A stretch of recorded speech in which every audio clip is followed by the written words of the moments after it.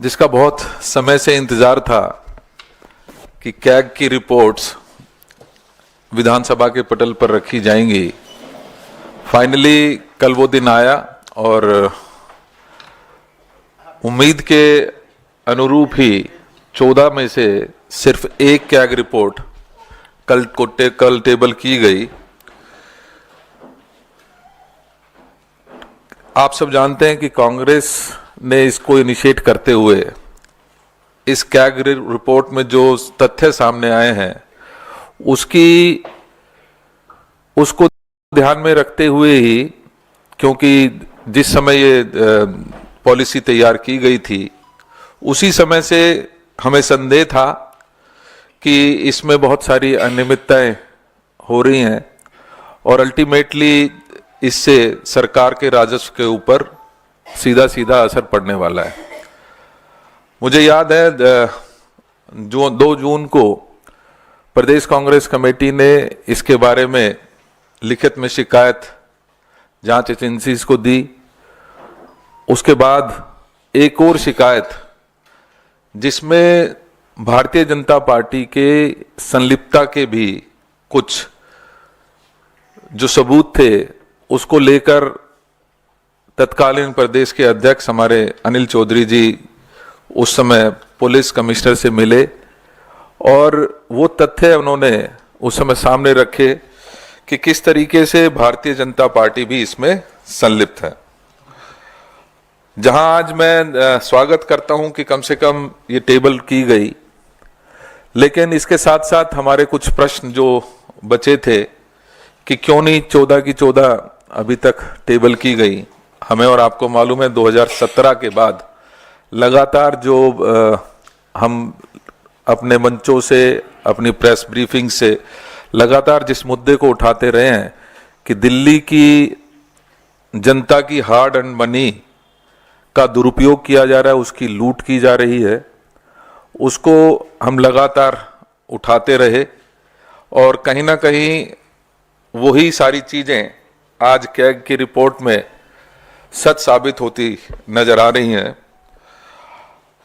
हम ये चाहेंगे कि ये सबसे पहले तो ये जो कैग की रिपोर्ट्स हैं इनको, क्योंकि पीएसी में डिस्कस होना बहुत ज़रूरी है, तो जल्दी से जल्दी एक समयबद्ध तरीके से ये पीएसी की फॉर्मेशन हो और उसमें इन रिपोर्ट्स को प्रॉपर तरीके से जांच की जा सके और आगे जिन लोगों ने इस लूट में संलिप्त थे उन लोगों को सजा मिल सके। हम ये चाहेंगे कि ये सरकार सुनिश्चित करे कि जल्दी से जल्दी पीएसी की कमेटी को फॉर्म करे और उसमें ये डिस्कशन हो। लेकिन इसके साथ साथ क्योंकि कई ऐसे पहलू हैं, हम और आप जानते हैं कि पीएसी की परंपरा ये रही है कि जो वैसे तो इसमें ऑपोजिशन के जो लीडर होते हैं वही उसको चेयर करते हैं, लेकिन दिल्ली में लगातार हमने देखा कि जो शासन में सरकार होती है वही इसको लीड करती है। तो कहीं ना कहीं जो ऐसे पहलू हैं जो इसमें डिस्कशन नहीं में आ पाएंगे, हम ये चाहेंगे कि कांग्रेस ये डिमांड करेगी कि उनको पब्लिक डोमेन पे भी चर्चा के लिए हम भारतीय जनता पार्टी और आम आदमी पार्टी दोनों को कहेंगे कि वो पब्लिकली इस रिपोर्ट को और अन्य जो रिपोर्ट्स आएंगी उनको चर्चा में जरूर लेकर आएं। कुछ महत्वपूर्ण बिंदु जो मैं अभी आपके सामने इसके बारे में बात करना चाहता हूं, डिटेल में भाई संदीप दीक्षित जी करेंगे, लेकिन मुझे ये लगता है कि ये जो ऑडिट रिपोर्ट है, आप सब जानते हैं कि 2017-18 से लेकर 2021 के बीच की इसमें सारे जो ऑडिट्स हैं वो उस समय के दौरान जो भी घटनाएं हुई हैं उसको इसमें चर्चा में आई है। लेकिन इसमें महत्वपूर्ण पहलू ये है कि महत्वपूर्ण पहलू विशेष रूप से भाजपा और उसके बड़े नेताओं और तत्कालीन उपराज्यपाल की भूमिका से जुड़े कुछ सवालात हैं जो नजरअंदाज इस रिपोर्ट में किए गए हैं। प्रमुख इसमें अनसुलझे जो प्रश्न है उसमें 1 वर्ष के भीतर 3 आबकारी निदेशकों को बदलने का निर्णय क्यों और किसने लिया। आप जानते हैं कि 3-3 जिस समय ये आबकारी नीति बन रही थी उस समय 3-3 कमिश्नरों को बदला गया। तो ये किसके आदेशों पर किया गया और ये निर्णय क्यों लिया गया? इसके साथ साथ दिल्ली में शराब के नए ब्रांड्स को बढ़ावा देने का काम की जांच जरूरी है। आप जानते हैं कि बहुत सारे ऐसे नए ब्रांड्स इस दौरान इन्होंने इंट्रोड्यूस किए जिसकी जांच बहुत जरूरी है। इसके साथ साथ केजरीवाल सरकार की लाई गई शराब नीति को लागू करने की अनुमति तत्कालीन उपराज्यपाल ने दी थी, फिर इस पर कोई जांच आज तक क्यों नहीं हुई है? मास्टर प्लान का उल्लंघन कर शराब के ठेके खोलने के लाइसेंस कैसे दिए गए, इस पर विस्तृत जांच करने की जरूरत है। हम और आप जानते हैं कि जहां ये शराब नीति आम आदमी पार्टी सरकार द्वारा लाई गई, वहीं जो शराब के ठेके खोले गए वो पूरी दिल्ली में खोले गए और उसमें कुछ ऐसे स्थान भी थे जो उसको क्या कहेंगे, नॉन कन्फर्मिंग एरियाज जो थे उसमें भी ये शराब के ठेके खोले गए। ये किसकी अनुमति से खोले गए? किसने इसकी इजाजत दी? हम और आप जानते हैं कि कॉरपोरेशन की इजाजत के बिना ये शराब के ठेके नहीं खोले जा सकते थे और तत्कालीन भारतीय जनता पार्टी का राज उस समय कॉरपोरेशन में होता था, लेकिन भारतीय जनता पार्टी ने ना सिर्फ इनको खोलने की इजाजत दी बल्कि उनको नॉन कन्फर्मिंग एरियाज में भी खोलने की इजाजत उस समय के जो कॉरपोरेशन में सरकार होती थी उसमें इसको इजाजत दी गई थी। तो ये एक बहुत महत्वपूर्ण जांच का विषय है जिसको पूरी तरीके से जांच की जानी चाहिए। और अगर मैं इस पूरी कैग रिपोर्ट को 3 शब्दों में बयां करना चाहूं तो मुझे लगता है कि ये 3 चीजें इसमें लूट, झूठ और फूट। जब मैं बात कर रहा हूं कि लूट, किस तरीके से लूट मचाई गई दिल्ली के हार्ड एंड मनी की और किस तरीके से वेस्टेज किया गया, जो दिल्ली की जनता के से उगाए गए टैक्स के रूप में जो मनी थी उसको किस तरीके से लुटाया गया, वो हमारा और आपके सबके सामने है। उसमें सीधा सीधा कैग की रिपोर्ट में सामने आया कि 2002 करोड़ रुपए की इसमें अनियमितता पाई गई है। अगर यही 2002 करोड़ रुपए दिल्ली के राजस्व में आता तो निश्चित ही जो हमारी महिलाएं हैं जिनको पेंशन नहीं मिल रही थी उनको शायद पेंशन मिल पाती, उन बुजुर्गों को पेंशन मिल पाती या रोड के काम हो पाते। लेकिन कहीं ना कहीं इस आम आदमी पार्टी की सरकार ने लगातार दिल्ली की जनता को लूटने का काम किया। इसके साथ साथ लगातार ये दावे किए गए कि हम दिल्ली की जनता के लिए काम कर रहे हैं। जब मैं बात करता हूं झूठ की तो झूठे वादे इस आम आदमी पार्टी की सरकार ने लगातार करने का काम किया और वास्तविकता से बिल्कुल दूर आज कैग की रिपोर्ट में स्पष्ट हुआ है कि ये जो लगातार झूठ बोल रहे थे कि हम राजस्व बढ़ाने का काम कर रहे हैं, उसमें साफ तौर से 2002 करोड़ की जो ये लूट की झूठ है वो सबके सामने आई है। इसी प्रकार से अगर मैं बात करूं कि झूठ किस तरीके से उसको एक अमली जामा पहनाया गया, तो उसमें बहुत स्पष्ट रूप से जो विशेषज्ञ समिति की सिफारिशें थी उनको नजरअंदाज करते हुए इस लूट को अंजाम देने का काम आम आदमी पार्टी की सरकार ने किया है। इसके साथ साथ अब साफ तौर से नजर आता है जिस तरीके से इस पूरे प्रकरण को लगातार आपसी नोक-झोंक में बीजेपी और आम आदमी पार्टी इस कैग की रिपोर्ट को सार्वजनिक होने के बाद चर्चा में लाने से जिस तरीके से बचने का काम कर रही है, ये आपसी फूट का नतीजा है, जिसकी वजह से आज कहीं ना कहीं हमें जो महसूस हो रहा है कि इस कैग की रिपोर्ट को विधानसभा के पटल पर रखने के पश्चात भी इसके ऊपर पूरी तरीके से चर्चा शायद नहीं हो पा रही है।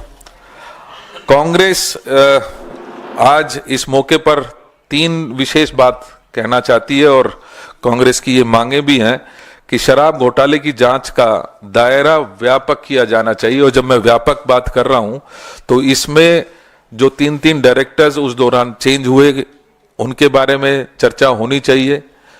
चर्चा होनी चाहिए जिन शराब की कंपनियों को ये ठेके मिले, क्या उन्होंने भारतीय जनता पार्टी को और आम आदमी पार्टी को जिस तरीके से इलेक्टोरल बॉन्ड्स में पैसे देने का काम किया है, उससे स्पष्ट ये झलकता है कि इनकी संलिप्तता पहले से बनी हुई थी।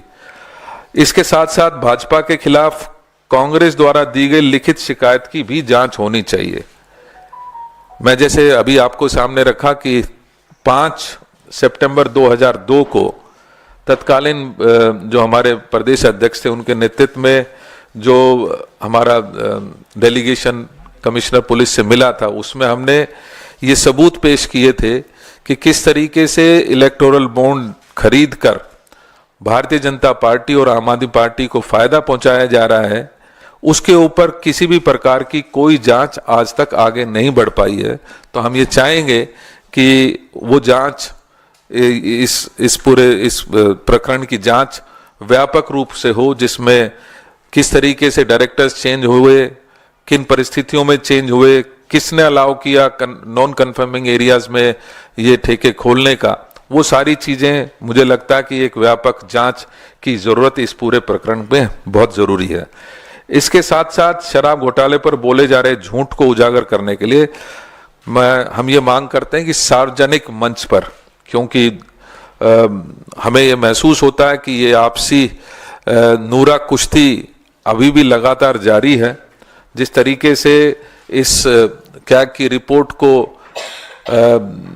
टेबल करने के पश्चात भी उसको चर्चा में नहीं लाए जाने से बचते हुए, क्योंकि ये दोनों पार्टियां दिख रही हैं, लिहाजा हम ये चाहेंगे कि इसको सार्वजनिक मंच पर, खुले मंच पर इसकी चर्चा की जानी चाहिए, ताकि दिल्ली की जनता को उसको लूटने का जो पूरा प्रकरण ये है उसको उजागर किया जा सके और दिल्ली की जनता को सच्चाई, जो दूध है वो दूध और पानी का पानी उनके सामने होना चाहिए। तो ये 3 मांगों के साथ हम चाहेंगे कि इन सब पहलुओं को ध्यान में रखते हुए आगे की जांच हो और सार्वजनिक मंच पर इसकी चर्चा हो। आगे की डिटेलिंग, क्योंकि मैंने कहा था कि भाई संदीप दीक्षित जी अब आपके सामने और डिटेल्स के साथ रखेंगे। थैंक यू देवेंद्र भाई। पहले तो मैं देवेंद्र भाई की तरफ से, अपनी तरफ से सबको महाशिवरात्रि की बहुत बहुत शुभकामनाएं देता हूं। देवेंद्र भाई के बोलने के बाद इसलिए में बहुत कुछ नहीं बचा है कहने को, क्योंकि सारे डिटेल्स रिपोर्ट में भी आ गए हैं। 3-4 बातें हैं जो मैं जोड़ना चाहूंगा आपने जो बातें कही उस पर, और जो सवाल अभी नहीं उठ रहे हैं, जिस पर मैंने देखा है कई लोग उस बात पर ध्यान भी नहीं केंद्रित कर रहे हैं। बहुत साफ तौर से इस सीएजी रिपोर्ट ने इन बातों को कहा है कि जिन मंशा के साथ, जिस स्पिरिट के साथ ये नीति शुरू में बनाने की बात हुई, बार बार अलग अलग कदमों पे उसको बदला गया। ये था कि ज्यादा से ज्यादा लोग इसमें भागीदारी करें, वो सिमट कर, जहां पहले 77 लोगों को इसमें भागीदार थे, होलसेल का काम करते थे, वो घट के 20-22 हो जाता है, बल्कि 14 हो जाता है। ये 14 ऐसी संस्थाएं हैं जो आपस में संबंध रखती हैं, कुछ इस देश के एक ऐसे हिस्से से आती हैं जहां संदेह की स्थिति बनती है कि वहां के राजनेता या उनके परिवार के लोग हमारी आपकी सरकार के साथ संबंध बनाकर चलते हैं। इन सब पर भी गहराई से बातचीत होनी चाहिए, क्योंकि जो बात हम लोगों ने कांग्रेस के मंचों से बार बार कही है कि शराब नीति के बनने के 8-9 महीने पहले से इसकी बारीकियां पब्लिक चर्चा में आ गई थी। ऐसा क्या है, ऐसी कौन सी कोई ऐसी आबकारी नीति नहीं है जिसकी बारीकियां उस नीति के बनने के पहले आम चर्चा में आ जाएं। और ये बहुत से लोग जो इस बात को जानते हैं, सरकारी अधिकारी इस बात को कह रहे थे कि आम चर्चा में इसलिए आ रहा था क्योंकि सरकार और शराब के ठेकेदारों के बीच में और उससे संबंधित लोगों के बीच में इस नीति का बार बार चर्चा हो रही थी, जो अपने में दिखाता है कि ये सरकार अपने विवेक से नहीं, बल्कि उनके और जो भी शराब के ठेकेदारों के बीच में संबंध बने थे उससे निकलते हुए जो इन दोनों के आत्महित थे, उसके ऊपर ये पूरी की पूरी नीति बनी है। और इस पर अलग से एक जांच होनी चाहिए। ये सिर्फ सीएजी रिपोर्ट, बार बार लोग कहते हैं, जैसे अभी कुछ लोगों ने कहा कि साहब सीएजी रिपोर्ट में सीधे सीधे भ्रष्टाचार का शब्द नहीं इस्तेमाल हुआ। सीएजी के रिपोर्ट में कभी भ्रष्टाचार का शब्द नहीं इस्तेमाल होता है। वो अनियमितताओं की तरफ दिखाती है, वो इस बात की तरफ संकेत करती है कि आपकी मंशा क्या थी और अंत में हुआ क्या, और उसके बीच में जो कहानी है वो सरकार और जांच एजेंसियों के ऊपर निर्भर पड़ता है कि उसके अंदर की सत्यता निकालें। मैं 3 चीजों के खास रेखांकित करना चाहूंगा जो बातें इन्वेस्टिगेट करनी चाहिए। सबसे पहले आम आदमी पार्टी की सरकार ये कहती है कि हम बोतल प्रति बोतल जो है अब हम एक्साइज नहीं लगाएंगे। उन्होंने ये कहा कि कुछ साल पहले से जिस तरीके से जिस स्तर पर एक्साइज कलेक्ट होता था हम उसी पर हर साल 5 या 10% बढ़ाकर एक मूल जो है हम लोगों से ले लेंगे। उसके बाद वो कितनी बोतलें बेचते हैं क्या नहीं बेचते हैं वो जाने, उनका काम जाने। पहली चीज तो जीएसटी के आने के बाद इस देश में इतनी टेक्नोलॉजी है कि जब एक एक लेस के चिप्स के ऊपर आप अलग से जीएसटी लगा सकते हैं, तो बोतलों के लिए आपने इस तरीके के अलग काम क्यों किया, यह संदेह की स्थिति बनती है। एक जमाना हो सकता था। दूसरा यह था, यही आम आदमी पार्टी बार बार कहती थी कि दिल्ली में 30 से 40% से ऊपर अवैध शराब बिकती है। यानी अगर हमारे यहां समझ लीजिए अगर 10,000 बोतलें बिकती थी तो यह माना जाता था कि 13 से 14,000 बोतलें बिक रही हैं, इसलिए 3 से 4,000 बोतलों का एक्साइज सरकार में नहीं आती है। तो फिर 10,000 बोतलों की सेल को क्यों हमने स्टैंडर्ड माना? इसका मतलब है इस सरकार ने 30 से 40% चोरी को एक लीगल सैंक्शन दे दिया कि अगर एक सिस्टम में 30 से 40% लीकेज है तो हम नई सिस्टम में 30-40% के लीकेज को भी लीगल मानेंगे। इसका मतलब है डेलिबरेटली इन्होंने अलाउ किया है होलसेलर्स को कि अपनी पहले की इलीगल एक्टिविटी को आज आप लीगैलिटी के नाम से आगे चलाएं। तो दिल्ली को 30 से 40% सीधे सीधे लॉस हो रहा है जो सीएजी रिपोर्ट में कवर नहीं हुआ है। फिर मैं एक और चीज जानना चाहता हूं कि अगर समझ लीजिए सामान्यतः आपकी इन्होंने एस्टिमेट किया है कि इतना परसेंटेज जो है हर साल एक्साइज बढ़ेगा, उस परसेंटेज को कैलकुलेट करने के लिए कोई बेसिस ये सरकार नहीं देती है। किसी भी बिजनेस में अगर आप आगे प्रोजेक्ट करते हैं, सामान्य बजट में भी प्रोजेक्ट करते हैं, तो तमाम कैलकुलेशन जाते हैं। कितनी मिडिल क्लास बढ़ेगी, दिल्ली की सैलरी कितनी बढ़ेगी, कि कितना शिफ्ट होगा लोकल लिकर से फॉरेन लिकर में, इस तरीके का कोई मापदंड नहीं बनता है। एक आर्बिट्रेरी नंबर इस्तेमाल कर लिया जाता है। दूसरा यह है कि अगर आप लोगों को भी याद होगा एक कहानी, जब भी हम लोग लिकर माफिया की बात करते हैं तो हम होलसेलर्स की बात करते हैं। सारी की सारी नीति प्राइवेट होलसेलर्स पर आधारित होती है। इसमें मैन्युफैक्चरर्स कहीं नहीं दिखते हैं, इसमें रिटेलर्स का हित कहीं नहीं दिखता है। और यह पहली बार हमने देखा है कि कोई नीति कहती है कि प्रति व्यक्ति को अगर हम 2 ही दुकान देंगे, वो 54 दुकानें तक उसको लाइसेंस मिल जाता है। और मैं आपको दुकानों का क्या गणित हो सकता है इसका एक छोटा नंबर दूंगा। सामान्य ये माना जाता है सामान्य कि अगर एक लिकर की दुकान दिल्ली में है तो उसका कुछ नहीं तो 60-70 लाख से 1 करोड़ 1.25 करोड़ का फायदा होता है हर साल। तो जिस एंटिटी को 2 करोड़ का साल में फायदा होना चाहिए था, आपने केवल एक पेन से उसको, अगर आप 50 या 52 दुकानें माने तो 50 करोड़ का उसने फायदा कर दिया।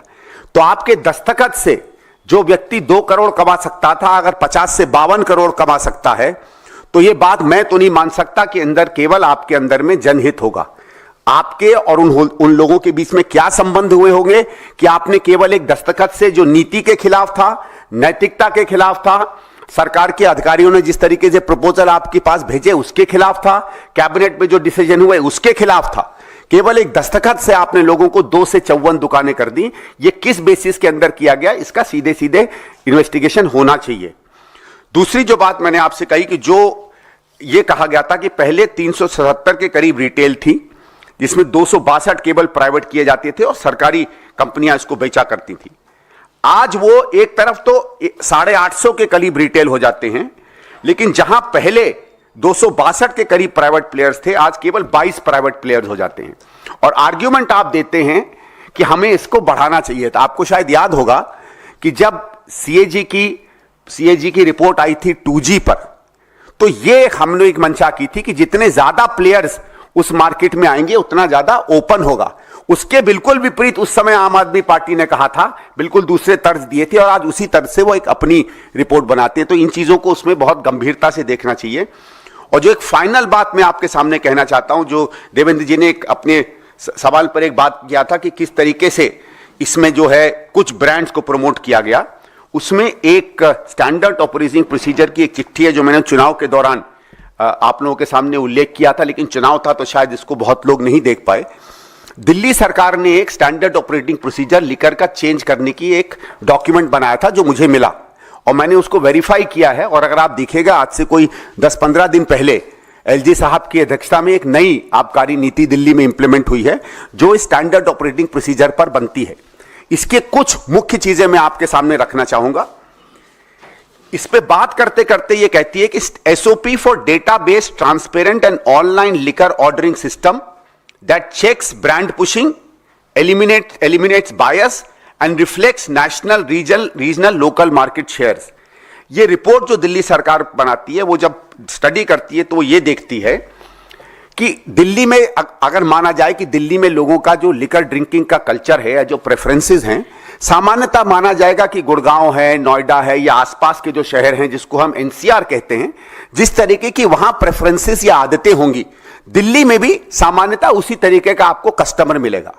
जब ये स्टडी करते हैं तो ये देखते हैं कि एनसीआर के इलाके में जिस तरह की ब्रांड्स लोग डिमांड कर रहे थे, उससे बिल्कुल विपरीत वो वाले ब्रांड दिल्ली में नहीं अलाउड होते हैं। जिसकी तरफ देवेंद्र भाई ने अभी इशारा किया कि कुछ ऐसे ब्रांड दिल्ली में पुश किए जा रहे थे जो माना जाए अगर दिल्ली के कल्चर वाले लोग जो गुड़गांव में और जगहों पर रहते हैं वो उनको प्रेफर नहीं करते हैं। इस कारण से ये रिपोर्ट कहती है, however it seems that the reality is completely opposite with a plethora of complaints regarding brand pushing and brand suppression। मतलब दिल्ली की सरकार डेलिबरेटली कुछ ब्रांड्स को पुश कर रही थी और कुछ ब्रांड्स को दबा रही थी।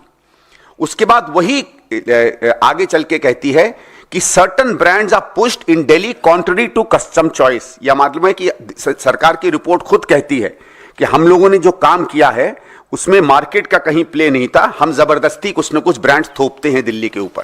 वो ऊपर कुछ लिस्ट देती है इन ब्रांड्स की, और उसके बाद जो सबसे महत्वपूर्ण बात है उसमें आती है, मैं थोड़ा सा पैराग्राफ पढ़ना चाहूंगा। The menace of brand pushing not only डिसरिगार्ड्स actual consumer preference but undermines fair market competition. और अगर सरकार की तरफ से मार्केट कॉम्पिटिशन अनफेयरली डील किया जाता है तो ये करप्ट प्रैक्टिस में आता है। उसमें कहा है कि the practice has become to sell what is ordered and order only what one likes to sell. मतलब जो हम चाहेंगे हम वही बेचेंगे, जो हम चाहेंगे अपने मन से उसको हम बेचेंगे। इसके मतलब है आर्बिट्रेरी है, और शराब में कोई परोपकार में किसी शराब की कंपनी की मदद नहीं करता है। फिर उसमें दिया जाता है कि इसमें एक परवर्स इंसेंटिव आता है, और जो आखिरी लाइन है, जो सबसे इंपॉर्टेंट लाइन आती है, analysis of the above top brands जो दिल्ली में पुश हो रहे हैं reveals that most of them have their plants based in Punjab. Punjab में किसकी सरकार है ये बात आप देख लीजिए, और वो लिस्ट भी वही रिपोर्ट देती है कौन सी वो कंपनियां हैं जो पंजाब में बेस्ड हैं। तो न केवल ये लोग पॉपुलर ब्रांड्स को पुश करते हैं, बल्कि उन ब्रांड्स को जबरदस्ती पुश करते हैं जो ब्रांड्स पंजाब में बेस्ड डिस्टिलरी कंपनीज बना रही हैं। 1916-17 से आम आदमी पार्टी एक बड़ी पार्टी है पंजाब में, वहां विपक्ष में बड़ी पार्टी रही है, उसके बाद सरकार रही है। इसके ऊपर भी क्रिमिनल इन्वेस्टिगेशन मेरे हिसाब से होनी चाहिए कि जब दिल्ली में उत्कृष्ट कस्टमर है, पैसे वाला कस्टमर है, दिल्ली का माना जाता है डिसर्निंग कस्टमर है, उसके ब्रांड्स नहीं दिए जाते हैं और जबरदस्ती उसको उस राज्य की कंपनियों की शराब पिलाई जाती है जहां आम आदमी पार्टी की अपनी सरकार है। Thank you. इसमें कुछ चीजें जो मुझे लगता है कुछ चीजें जो इसमें रिपोर्ट में पूरी तरीके से इंगित की गई हैं, जिसमें लाइसेंस वायलेशंस की बात है, जिसमें लैक ऑफ क्वालिटी कंट्रोल खास तौर पे अगर मैं बात करूं, वो बहुत महत्वपूर्ण है, क्योंकि एक तरीके से मोनोपोलाइज पूरा ये जो डिस्ट्रीब्यूशन था वो कर दिया गया था, और इसी वजह से कहीं ना कहीं जो क्वालिटी है उसके ऊपर चेक्स जानबूझकर हटाए गए, ताकि एक बोतल के साथ साथ दो बोतलें भी जिस तरीके से इन्होंने उस समय बांटने का काम किया था वो बहुत ही दुखद है। और बहुत मैं समझता हूं कि ऐसे समय में, जिस समय कोरोना काल चल रहा था, उस समय पर इस तरीके की जो हरकतें हुई हैं वो कहीं ना कहीं हमारे समाज में भी उसका बहुत गलत असर गया, और उसका असर खास तौर पर महिलाओं के ऊपर ज्यादा पड़ा, जिसकी वजह से बहुत विरोध भी हुआ, और उस विरोध के चलते इनको ये पॉलिसी विड्रॉ भी करनी पड़ी। इसके साथ साथ जो अन्य पहलू इसमें कवर किए गए हैं और जिनकी ओर सीएजी ने इशारा किया है, उसमें weak regulatory and enforcement mechanism की भी बात मजबूती के साथ रखी गई है। डेफिशिएंसीज इन इन्वेंट्री ट्रैकिंग अभी संदीप भाई ने उसके बारे में विस्तार से बात की कि ट्रैकिंग हो ही सकती थी, जहां पर हम लेज के एक चिप्स का कोई पैकेट बेचते हैं उसकी ट्रैकिंग हो सकती है, तो बोतल की तो निश्चित ही हो ही सकती थी। तो ये कुछ ऐसी चीजें थी जो हमें लगता है कि इसमें अभी भी जांच की जरूरत है, और इसकी विस्तृत जांच जिसके दायरे में उस समय के तत्कालिक जो लेफ्टिनेंट गवर्नर भी थे, जिनके साइन से ये पॉलिसी लागू हुई, नॉन कन्फर्मिंग एरियाज में भी इन शराब की दुकानों को खोला गया, किसके इशारे पर खोला गया, क्यों रूल्स को बिल्कुल दरकिनार करके इन शराब की दुकानों को खोला गया, वो सारे पहलुओं के बारे में संदीप जी ने और हमने बात रखी है। हम चाहेंगे कि इसके ऊपर लगातार हम जो नए नए पहलू आएंगे उसके बारे में आपको फिर भी ब्रीफिंग करते रहेंगे। और जिस लेटर की मैं चर्चा कर रहा था 5/9 की, मैं वो आप सबके सामने दिखाना भी चाहता हूं, जिसमें हमने खास तौर पे ये ब्रांड्स की बात जो है वो रखी थी कि कौन कौन से ऐसे ब्रांड्स हैं जिनको लगातार पुश किया जा रहा है और उनके लिंक्स कहां पर हैं। उसकी जांच आज तक भी पेंडिंग है। ये पुलिस कमिश्नर के यहाँ पर 5/9/2022 को हमारा रिप्रेजेंटेशन गया था, लेकिन आज तक उसके ऊपर कोई कार्रवाई नहीं हो पाई है। Thank you.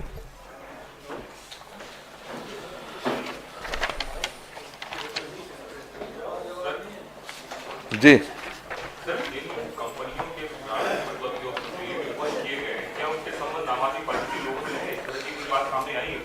देखिए दोनों बातें हैं। जहां पंजाब की कुछ कंपनीज की जिक्र उसमें किया गया था, और मैं कहना चाहता हूं ओएसिस ग्रुप की जो कंपनी थी उसकी ओर हमने इशारा उस समय किया था। इसके साथ साथ जो सोम ग्रुप ऑफ कंपनीज हैं मध्य प्रदेश की, जिन्होंने लगभग 2 करोड़ रुपया उस समय भारतीय जनता पार्टी को इलेक्टोरल बॉन्ड्स के रूप में दिए थे, उसके साक्ष्य हमने उस समय प्रोवाइड किए थे। तो ये कुछ ऐसी चीजें हैं जो फर्दर जांच के घेरे में आने की जरूरत है।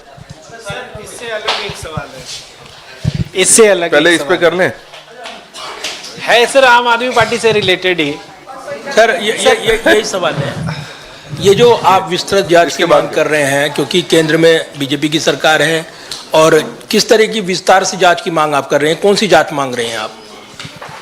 हमने बहुत विस्तार से आपके बारे में इस सारे के बारे में चर्चा की, और सीएजी रिपोर्ट क्लियरली ये कहती है कि डिस्ट्रीब्यूशन के बारे में और जो लॉसेस थे उसके बारे में इन्होंने चर्चा की है। लेकिन जैसे मैंने कहा कि इसी दौरान जिस समय ये पॉलिसी बन रही थी उस समय 3-3 डायरेक्टर्स को चेंज किया जाता है। नॉन कन्फर्मिंग एरियाज में शराब की दुकान खोलने की इजाजत मिलती है। ये सारे ऐसे पहलू हैं, या जो ब्रांड्स हैं, पर्टिकुलर ब्रांड्स जिनको पुश किया जा रहा है, वो किसके इशारे पर किया जा रहा था, कौन कौन उसमें संलिप्त थे, वो सारी चर्चाएं के ऊपर हम चाहते हैं विस्तार से जांच की जानी चाहिए। की जांच की बात कह रहे हैं, जब इनकी जांच होती है और चीजें और सामने आती हैं, दिल्ली की पॉलिटिक्स पे क्या इसका असर पड़ेगा, पंजाब पे क्या असर पड़ेगा? क्योंकि अभी जब हम बात कर रहे हैं, आम आदमी पार्टी ने राज्यसभा के अपने एक उम्मीदवार को लुधियाना वेस्ट का जो है कैंडिडेट बना दिया है। हालांकि आम आदमी पार्टी अब इस बात की को अफवाह बता रही है कि ऐसा कुछ भी नहीं है कि केजरीवाल राज्यसभा जाएंगे या दूसरा रास्ता देखेंगे। इसको कैसे देखते हैं? जिस लुधियाना की बात आप कर रहे हैं, मैं स्पष्ट करना चाहता हूं कि वहां पर संदिग्ध हालातों में जो वहां के उस समय के विधायक थे उनकी मौत हुई, आपको मालूम है, जिसको आत्महत्या के रूप में दिखाया गया है। मैं उसके ऊपर ज़्यादा चर्चा तो नहीं करना चाहता, लेकिन ये ज़रूर चर्चा करना चाहता हूं कि आज पंजाब में माहौल बदले हुए हैं। तो जिस स्ट्रैटेजी के तहत वो किसी राज्यसभा मेंबर को उतारने की बात कर रहे हैं, पहले वो जीतेंगे, उसके पश्चात ही शायद आगे का रास्ता खुलेगा। और मुझे नहीं लगता वहाँ पर आम आदमी पार्टी की जीत इतनी आसानी से होने वाली है। हमारे मजबूत जो पैर हैं वहाँ पर हैं, और पंजाब एक बदलाव की तरफ देख रहा है। पंजाब की हालात भी दिल्ली से मैं समझता हूँ कि कोई ज़्यादा अलग नहीं है। वहाँ की लॉ एंड ऑर्डर की सिचुएशन, वहाँ की जिस तरीके से नशे का कारोबार लगातार बढ़ रहा है, और उसके चलते जिस तरीके से लोगों का मोह भंग हुआ है आम आदमी पार्टी से, तो आसान रहा, आसान नहीं है।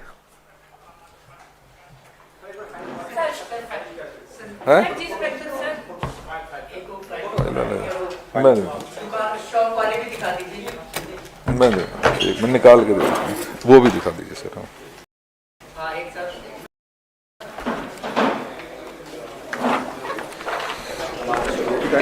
गलत वाली